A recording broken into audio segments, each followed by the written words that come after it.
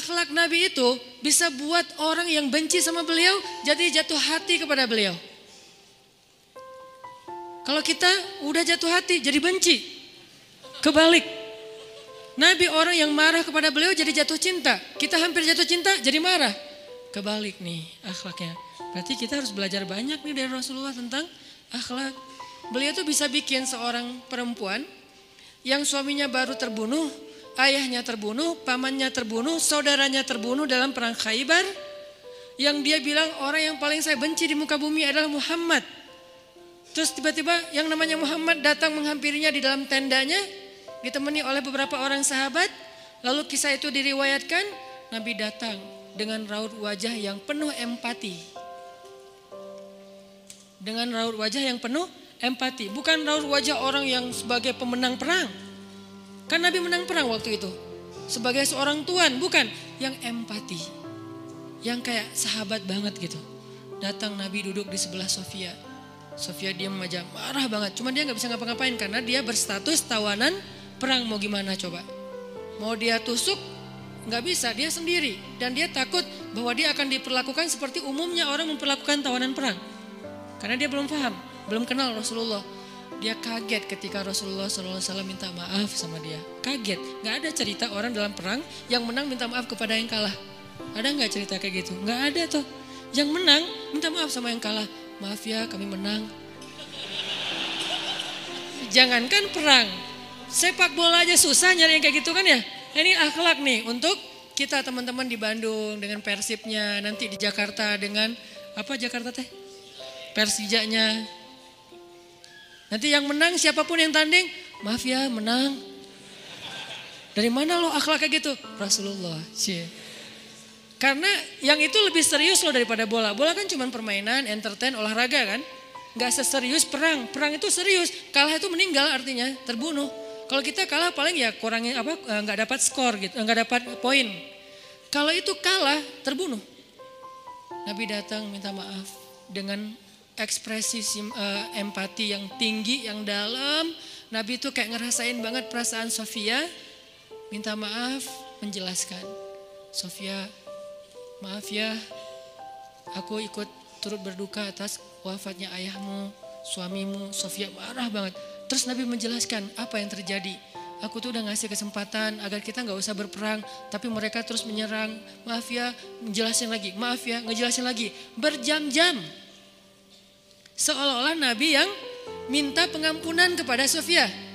Seolah-olah Nabi itu tawanan perang. Minta maaf, menjelaskan kejadiannya. Minta maaf, menjelaskan. Terus kayak gitu dengan ekspresi serius. Dan kelihatan banget lah. Ucapan dan ekspresi orang yang jujur kan kelihatan ya. Jujur bahwa beliau tuh empati banget. Bahwa beliau juga berduka. Terus sampai Sofia dari yang tadinya lihat ke bawah nunduk marah. Lama-lama ngelihat ke arah Rasul. Ngelihat ekspresi Rasul serius banget. Malah dia jadi kasihan. Sampai akhirnya dia jatuh cinta kepada Rasulullah SAW. Kata Sofia, ketika Rasulullah SAW datang kepada saya, waktu itu dia adalah orang yang paling saya benci di muka bumi.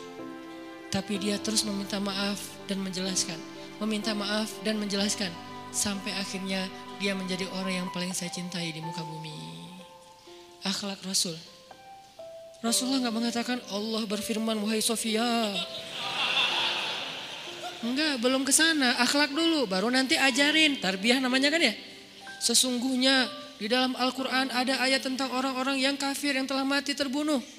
Enggak, Rasulullah tuh tahu. Jangan ngomongin tentang ayahnya yang mati terbunuh, ibunya yang pamannya, suaminya yang mati dalam keadaan kafir. Nabi enggak mau ngomongin itu, kenapa? Menjaga perasaan Sofia. Kok masih dijaga sih perasaan? Kan mereka beda agama, mereka orang kafir. Inilah akhlak Rasul. Sehingga Nabi membahas yang membuat Sofia merasa kayak dihargai. Sebagai seorang janda, sebagai seorang perempuan, sebagai seorang yatim. Sebagai seorang tawanan. Sehingga dia takjub dengan akhlak Nabi.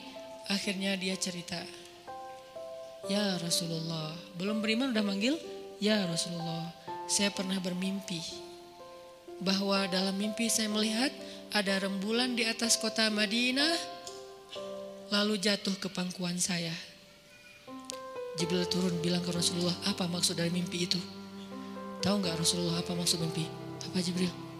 Maksudnya rembulan itu kamu. Maksudnya dia akan jadi istri kamu di dunia dan akhirat. Rasulullah langsung, aduh gimana ya? Rasulullah juga orang yang ra'fah banget tuh. Bil mu'minina ra'ufun rahim tuh Rasulullah. Gak enak, kan dia masih janda baru meninggal suaminya. Masa saya lamar gimana ya? Kata Jibril, ya Rasulullah, Allah suruh engkau melamar dia untukmu.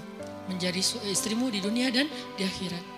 Rasulullah dengan gak enak hati mengatakan, Sofia, aku ingin melamar kamu. Sofia, gimana ya? Itu mah cewek ya. Saya mencoba untuk menghayati kisah ini dari angle cewek elegan ya. Bukan cewek biasa, oh boleh gak apa-apa sih, gue sih enggak. Cewek elegan, cewek terhormat, cewek yang soleha walaupun belum beriman. Pasti dia gak akan bilang, Alhamdulillah Masya Allah, A-nya panjang gitu kan ya. Terus pakai emoticon berderai-derai, enggak. Dia terhormat. Dia akhirnya saya terserah gimana baiknya aja, menikahlah Nabi dengan Sofia. Modalnya apa? Akhlak. Bukan mahar yang besar, bukan akun sosial media followersnya paling banyak, bukan eksistensi, bukan gaya-gayaan, bukan datang bawa mobil mewah, datang bawa akhlak. Ini kayaknya modal kita belajar juga nih gimana cara ngelamar calon istri, akhlak.